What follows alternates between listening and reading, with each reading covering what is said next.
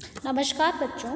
जैसा कि पिछले व्याख्यान में आपने पढ़ा चंद्रगुप्त के उपलब्धियां, और आज हम लेते हैं चंद्रगुप्त मौर्य का विजय अभियान। विजय अभियान की शुरुआत कहाँ से हुई? चंद्रगुप्त और चाणक्य के योग के बाद दूसरा महत्वपूर्ण और विवादास्पद प्रश्न सामने आता है कि इन लोगों ने अपने विजय अभियान की शुरुआत कहाँ से की। पहले मगध जीता या पंजाब? चंद्रगुप्त और चाणक्य ने मगध साम्राज्य प्राप्त करने के लिए अपना अभियान कहाँ से प्रारंभ किया था? इस संबंध में हमें दो अवधारणाएं प्राप्त होती हैं। डॉक्टर स्मिथ एवं डॉक्टर राय चौधरी जैसे विद्वानों के अनुसार चंद्रगुप्त ने सर्वप्रथम मगध पर आक्रमण कर उसे अधिकार में किया और इसके पश्चात उसने पंजाब को हस्तगत किया था। किंतु स्मिथ एवं रॉय चौधरी के विपरीत डॉक्टर विमल चंद्र पांडे, डॉक्टर राजबेली पांडे, हैवल तथा टॉम्स जैसे विद्वानों का मत है कि चंद्रगुप्त ने चाणक्य के साथ सबसे पहले पश्चिमी भारत पर अधिकार किया, तत्पश्चात अवध को हस्तगत किया। हम यहाँ दोनों पक्षों के तर्क वितर्क को प्रस्तुत नहीं कर संक्षेप में ये कह सकते हैं कि मगध जैसे विशाल एवं शक्तिशाली साम्राज्य को चंद्रगुप्त यकायक विजय कर ले असंभव लगता है।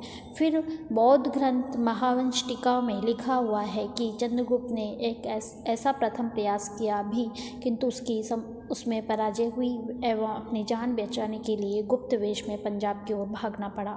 गुप्त वेश में ही जब मगध के किसी गांव में चाणक्य व चंद्रगुप्त ठहरे हुए थे, वहां एक घर की गृह स्वामिनी अपने पुत्र को खाना खिलाते समय हाथ जल जाने के प्रति सतर्क रहने का परामर्श देते हुए कह रही थी कि तुम भी चंद्रगुप्त जैसी भूल मत करो और रोटी को किनारे से खाना शुरू करो, अन्यथा हाथ जल जाएंगे। जब ये बात चंद्रगुप्त को सुनी तो उससे अपनी भूल का एहसास हो गया। उसने मगध प्रांत की सीमाओं को जीते बिना ही राज्य के मध्य भाग पर आक्रमण कर दिया। इससे जनता उसके विरोध हो गई तथा राज्य ने भी सीमा प्रांतों से सेना बुलाकर चंद्रगुप्त को शीघ्र हरा दिया।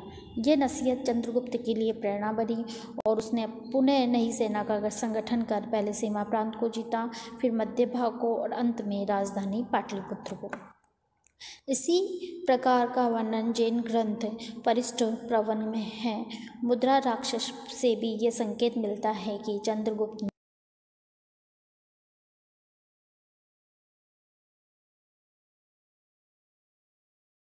लगाया जा सकता है कि चंद्रगुप्त ने चाणक्य के साथ अपनी सेना का संगठन पश्चिमोत्तर भारतीय जाति के लोगों को सम्मिलित कर लिया था। यदि चंद्रगुप्त का पंजाब पर अधिकार नहीं होता तो ये संगठन दुष्कर था। फिर यूनानी विद्वान भी पंजाब विजय के तर्क का सांकेतिक समर्थन करते हैं। प्लूटार्क एवं जस्टिन दोनों ने सिकंदर और चंद्रगुप्त की मुलाकात का वर्णन किया है।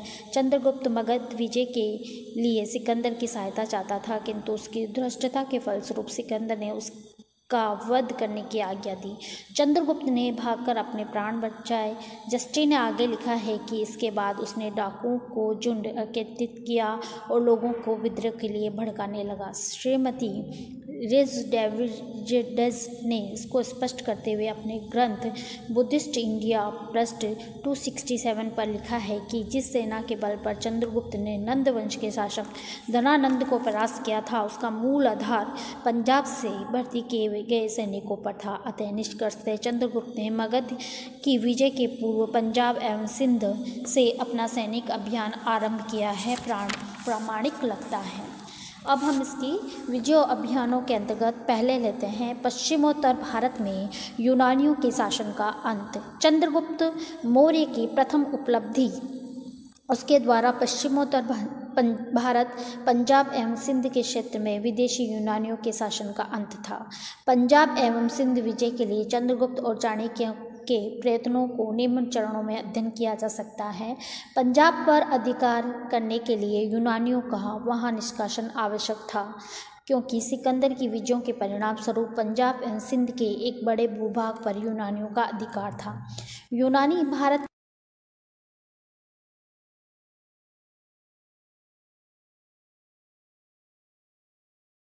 जनमत संग्रहण, सैन्य संगठीकरण तथा राजाओं के मैत्रीकरण की योजना बनाकर कार्य आरंभ किया। महावंश टीका से ज्ञात होता है कि चाणक्य ने विंध्याचल के वनों में जाकर धन एकत्रित किया। इसकी पुष्टि जैन स्त्रोत परिष्ट पर्वन से होती है। आपको जो भी ऐतिहासिक ग्रंथ जिसमें जो मूल जानकारी मिलती है आप उसको साथ के साथ नोट करते जाएंगे। दूसरा है, इसी में विदेशी आधिपत्य के विरुद्ध भावना रखने वाले पंजाब एवं सिंध के लोगों को चाणक्य द्वारा क्रांति के लिए उकसाया गया। इसी क्रम में उसकी प्रचार नीति का हवाला हमें मगध के विरुद्ध भी प्राप्त होता है। मगध विजय के पूर्व उसने मगधी जनता को दुष्ट प्रकृति के निम्न कुल वाले धनानंद के विरुद्ध अभिजात कुल के लोगों की क्रांति के लिए उकसाया था। इसकी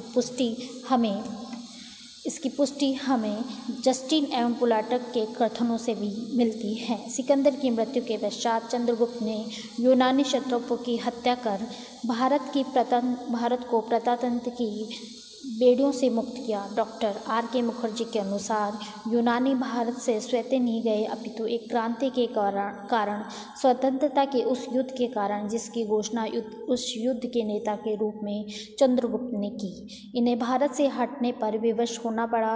यूनानी क्षत्रियों की हत्या मात्र संयोग ही नहीं वरन यूनानी शासन के विरुद्ध आक्रमण की एक निश्चित योजना तथा प्राथमिक घटनाएं थीं।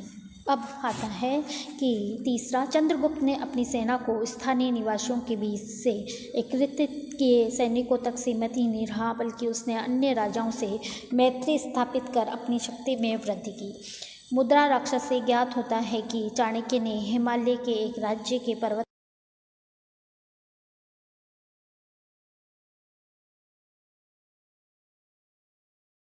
तत्कालीन प्रशासक पौरस ने भी चंद्रगुप्त की यूनानियों के विरुद्ध सहायता की। यद्यपि पौरस ने यूनानियों की अधीनता परिस्थितिवश स्वीकार कर ली थी, किंतु मूलतः वे देशभक्त अतः चंद्रगुप्त को सहायता देने के कारण यूडामस द्वारा पौरस की हत्या कराई गई थी। इसी के फलस्वरूप सिंधु क्षत्रप यूडामस को भारत छोड़कर भागना पड़ा था। इस प्रकार पूर्ण तैयारी के बाद चंद्रगुप्त मौर्य ने पंजाब और सिंध पर आक्रमण किया, जिसमें झेलम तक का पूर्वी पंजाब पहले स्वतंत्र कराया। तत्पश्चात डॉक्टर विमल चंद्र पांडे के अनुसार 321 ईसा पूर्व तक झेलम से लेकर सिंधु तक के प्रदेश चंद्रगुप्त के आधिपत्य स्थापित हो गया था। ये चंद्रगुप्त का सौभाग्य था कि पंजाब तथा सिंध की राजनीतिक परिस्थितियां उसके अनुकूल थी। सिकंदर के प्रस्थान के साथ ही इन प्रदेशों में विद्रोह उठ खड़े हुए तथा अनेक यूनानी क्षत्रप मौत के घाट उतार दिए गए। उनमें आपस में विदेश एवं घृणा की भावना बढ़ी।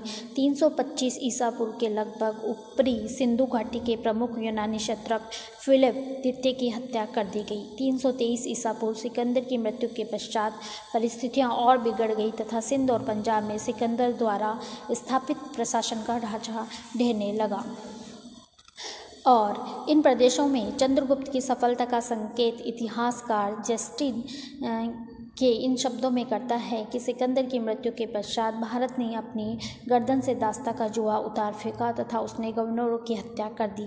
इस स्वतंत्रता का जन्मदाता सैंडोकोटर्स यानी चंद्रगुप्त था। इस प्रकार जस्टिन के विवरण से ज्ञात होता है कि सिकंदर के क्षत्रियों का निष्कासन अथवा विनाश के पीछे चंद्रगुप्त का ही हाथ था।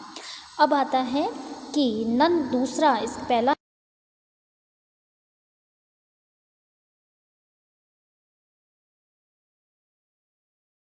चंद्रगुप्त मौर्य, ये आपको मैं पहले भी बता चुकी हूँ, लेकिन इसके विजय अभियान में फिर जोड़ा है कि चंद्रगुप्त मौर्य मगध नरेश धनानंद की शक्ति को नष्ट करने के लिए कटिबद्ध था। अतः पंजाब एवं सीमा प्रांत से एक विशाल सेना लेकर उसने मगध साम्राज्य पर आक्रमण किया। दुर्भाग्यवश हमें किसी भी साक्ष्य से नंद और मौर्य के बीच इस युद्ध का विवरण नहीं मिलता। जो भी जानकारी मिलती है वे जैन और बौद्ध ग्रंथों में मिलती हैं। इसका आप ध्यान रखेंगे। चंद्रगुप्त एवं धनानंद के मध्य भीषण युद्ध हुआ, उसका अनुमान हमें हमें मिलिंद पन्हो नामक बौद्ध ग्रंथ से लग सकता है। इसमें लिखा है कि चंद्रगुप्त एवं धनानंद के मध्य हुए युद्ध में 10,000 हाथी, 1 लाख अश्वरोही, 5,000 रथ सैनिक तथा 100 कोटि पद्धति रण क्षेत्र में मारे गए। यद्यपि यह वर्णन औत्सुक्यपूर्ण है, फिर भी इसमें दोनों के मध्य हुए हमें युद्ध की विशाल शक्ति का अवश्य पता लग सकता है। मिलिंद पन्हो से ही ये ज्ञात होता है कि धनानंद की सेना का नेतृत्व भद्रशाला ने किया। मुद्रा राक्षस के अनुसार इस युद्ध में प्रवर्तक नामक राजा की सहायता से भी चंद्रगुप्त को मिली। विजय प्राप्त करने के पश्चात चाणक्य के परामर्श से एक विषयक कन्या की सहायता से प्रवर्तक की हत्या कर दी गई, अन्यथा सहायता संधि के अनुसार वे मगध के आधे साम्राज्य का भागीदार बन जाता। इस युद्ध में धनानंद पराजित हुए एवं अपने पुत्रों सहित वे लड़ता हुआ युद्ध में मारा गया। इसी प्रकार 322 ईस्वी पूर्व में चंद्रगुप्त मौर्य का पाटलिपुत्र पर अधिकार हो गया। इस चीज़ को आप अंडरलाइन करेंगे, 322 ईसा पूर्व। इस युद्ध में धनानंद की हार का मुख्य कारण जो था उसके द्वारा की गई जन अपेक्षा थी, जबकि चंद्रगुप्त मौर्य ने जन समर्थन प्राप्त कर इसका लाभ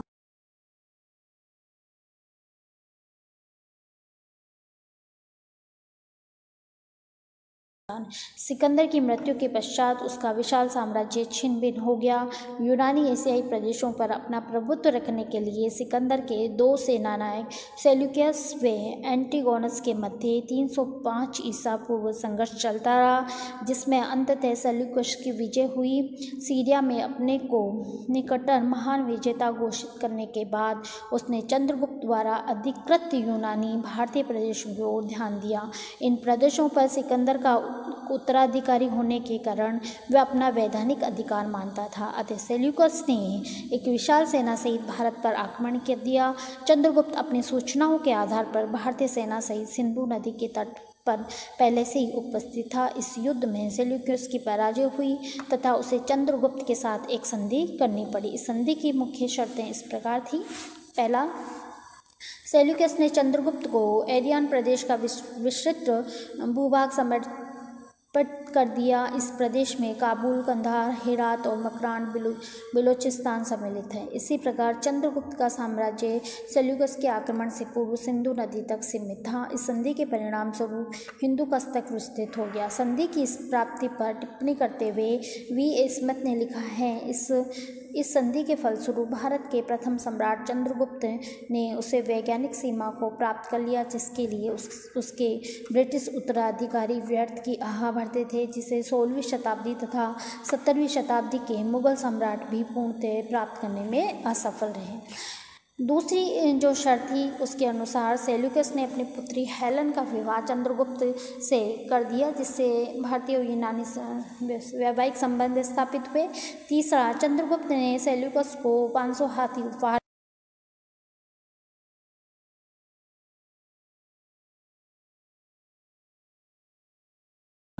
मेगास्थनीज नामक एक राजदूत को भेजा। बच्चों, आप इसको नोट करेंगे कि किसने किसके दरबार में किसको भेजा। तो सेल्यूकस ने चंद्रगुप्त के दरबार में मेगास्थनीज नामक राजदूत को भेजा। इस प्रकार सेल्यूकस द्वारा चंद्रगुप्त को मित्र बनाकर रखने के प्रयास से संधि की शर्तों को दिखलाई देती है। इस प्रकार चंद्रगुप्त की सेल्यूकस पर विजय मौर्य साम्राज्य के लिए एक बड़ी लाभकारी सिद्ध हुई। आरसी मजूमदार के शब्दों में सेल्यूकस के ऊपर चंद्रगुप्त की इस विजय ने यह प्रदर्शित कर दिया कि बड़ी बड़ी यूनानी सेनाएं जब उन्हें कुशल और अनुशासित भारतीय सेनाओं का सामना करना पड़े तो निर्बल सिद्ध हुई।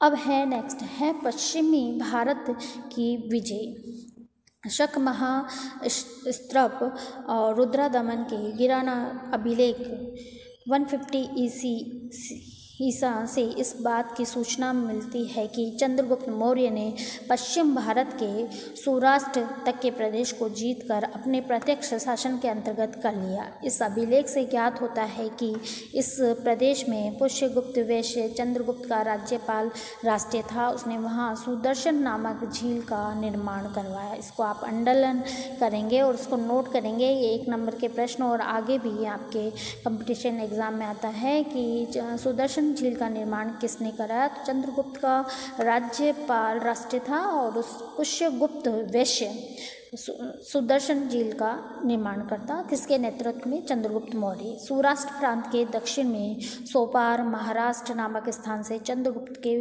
पुत्र अशोक का अभिलेख मिलता है, परंतु अशोक अपने अभिलेखों में इस प्रदेश को जीतने का दावा नहीं करता है। चंद्रगुप्त पश्चिमी भारत के अवंती क्षेत्र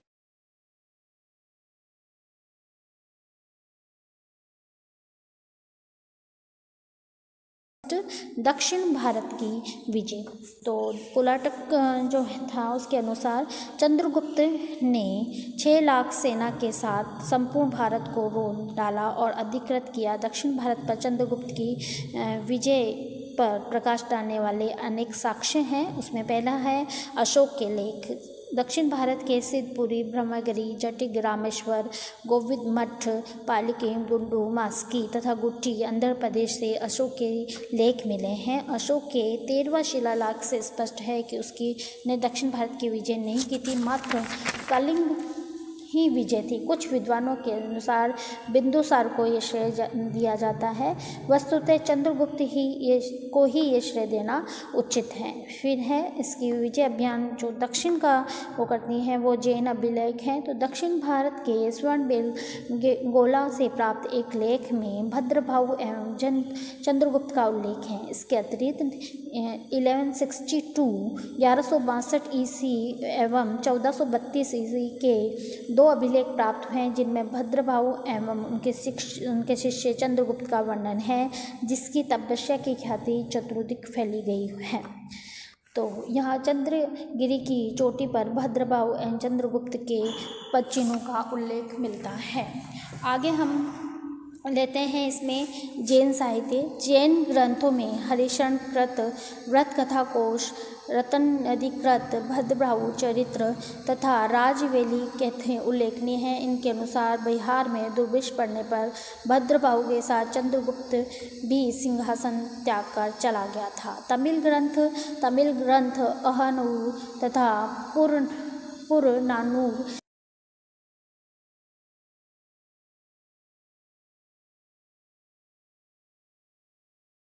तमिल विजय का हवाला दिया। जैन और तमिल साक्ष्यों की ऐतिहासिकता संदिग्ध है, किंतु अभिलेखों तथा अन्य साक्ष्यों के आधार पर चंद्रगुप्त को दक्षिण विजय का श्रेय प्रदान किया जाना अनुचित नहीं प्रतीत होता। अन्य विजय हैं चंद्रगुप्त की, उसमें चंद्रगुप्त मौर्य ने कश्मीर, नेपाल, बंगाल, कलिंग, मालवा आदि विजय प्राप्त की होगी, क्योंकि बिंदुसार और अशोक ने उपयुक्त स्थान नहीं जीते थे, अतः इन्हें जीतने का कार्य चंद्रगुप्त मौर्य ने ही किया। अब आता है कि चंद्रगुप्त का जो साम्राज्य विस्तार था और शासनकाल कैसा था। तो पहले हमने इसकी विजय अभियान पढ़ा है। तो विजय में आपने ये देखा कि किस किस साक्ष्य पश्चिमोत्तर भारत की विजय और दक्षिण की विजय के साक्ष्यों के आधार पर हम ये कहते हैं कि चंद्रगुप्त मौर्य ने ये प्रदेश जीते थे। अब इसके आगे लिखेंगे हम कि आगे पढ़ेंगे है कि चंद्रगुप्त का साम्राज्य विस्तार एवं शासनकाल किस प्रकार था। तो चंद्रगुप्त मौर्य के समय मगध साम्राज्य उत्तर पश्चिम में ईरान से लेकर दक्षिण में कर्नाटक तथा पूर्व में मगध से लेकर पश्चिम में सौराष्ट्र तक विस्तृत था। जस्टिन के विवरण से ज्ञात होता है कि संपूर्ण भारत पर उसने अधिकार कर लिया, किंतु यह वर्णन अतिरंजित लगता है। इतिहासकार स्मिथ के अनुसार हिंदुकुश पर्वत भारत की वैज्ञानिक सीमा थी। यूनानी लेखक इसे पेलोपोनेस अथवा इंडियन कॉकस भी कहते हैं। यही चंद्रगुप्त तथा सेल्यूकस के साम्राज्य की सीमा थी। चंद्रगुप्त मौर्य ने सेल्यूकस को हराकर भारत की उस वैज्ञानिक सीमा पर अधिकार कर लिया था, जिसे प्राप्त करने के लिए मुगल तथा ब्रिटिश शासक व्यर्थ का प्रयास करते हैं। पाटलिपुत्र इस विशाल साम्राज्य की राजधानी थी। इसको आप नोट करके रहेंगे। वायु पुराण में 24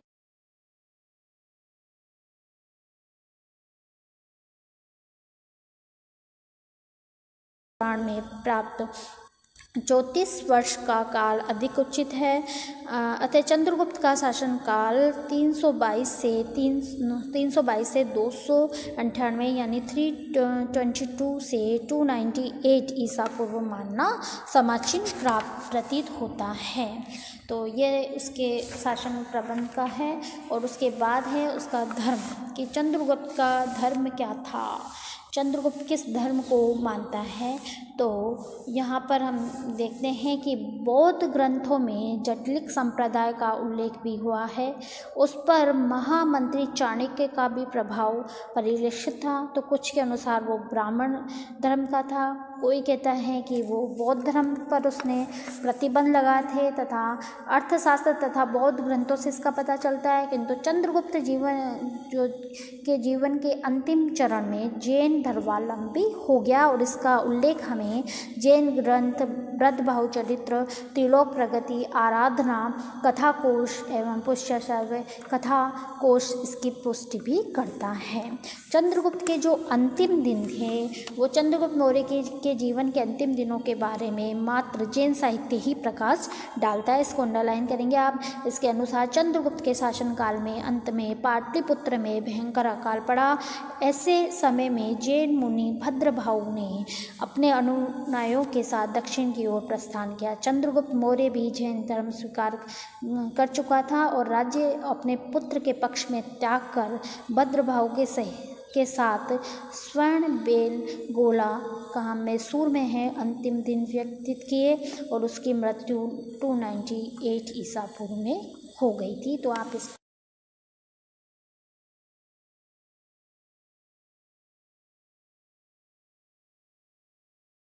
तो यहाँ पर हम देखते हैं भारतीय शासकों में चंद्रगुप्त मौर्य एक विशिष्ट स्थान रखता है। उसे एक महान सेना शासक भी कहा जा सकता है। मौर्य शासकों में एकमात्र अशोक को ये स्थान प्रदान किया गया था, किंतु चंद्रगुप्त ने एक बड़े साम्राज्य का निर्माण नहीं किया होता तथा एक समुचित शासन प्रणाली से संगठित न किया होता संभवतः अशोक महान कहलाने का गौरव प्राप्त नहीं रख सकता। इस रूप में चंद्रगुप्त मौर्य ने केवल मौर्य वंश के साम्राज्य का संस्थापक था, अपितु वह उसकी महानता को प्रारंभ करने वाला शासक था। चंद्रगुप्त मौर्य ने अपना जीवन अत्यंत साधारण स्थिति में आरंभ किया, किंतु अपनी योग्यता और क्षमता में वृद्धि करते हुए निरंतर उन्नति की ओर अग्रसर हुआ। उसमें साहस, अच्छे सैनिक, सफल सेनापति, सफल संगठनकर्ता एवं उच्च आदर्श के गुण विद्यमान थे। चंद्रगुप्त का सर्वाधिक उल्लेखनीय कार्य भारत को यूनानियों से स्वतंत्र कराना था। उससे धनानंद से विरासत में मात्र मगध प्राप्त हुआ, किंतु अपनी योग्यता और साहस के बल पर उसने एक विशाल साम्राज्य स्थापित किया, और जो न उसके पहले न उसके बाद को स्थापित कर सका। उसके पौत्र अशोक ने एकमात्र कलिंग राज्य को इसमें सम्मिलित किया, बाकी सब चंद्रगुप्त ने ही किया। चंद्रगुप्त ने भारतीय संस्कृति को एकता बनाने की दृष्टि में अभूतपूर्व कार्य किया। चंद्रगुप्त के पूर्व भारत एक ही सम्राट के अधीन नहीं रहा, किंतु चंद्रगुप्त के द्वारा स्थापित साम्राज्य से भारत में राजनीतिक एकता के बीच पड़े। Doctor R.C. मजूमदार के अनुसार भारतीय इतिहास में चंद्रगुप्त एक भव्य दृश्य उपस्थित करता है। एक शीघ्र सफल होने वाला स्वतंत्रता का युद्ध, विस्तृत साम्राज्य, राजनीतिक एवं प्रशासनिक दृष्टि से संयुक्त भारत, सर्वोच्च कानून के रूप में धर्म की स्थापना और ऐसे जीवन का संघर्ष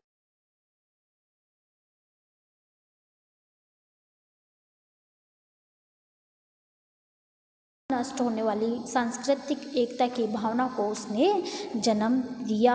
और चंद्रगुप्त मौर्य के जीवन निर्माण में कौटिल्य का भी महत्वपूर्ण योगदान रहा। तो बच्चों, आज आपने पढ़ा मौर्य साम्राज्य का जो संस्थापक चंद्रगुप्त, उसके प्रारंभिक जीवन, उसके विजय अभियान, उसका शासन प्रबंध, उसके धर्म और उसका मूल्यांकन। तो आप इसको और विस्तृत रूप से पढ़ेंगे। धन्यवाद।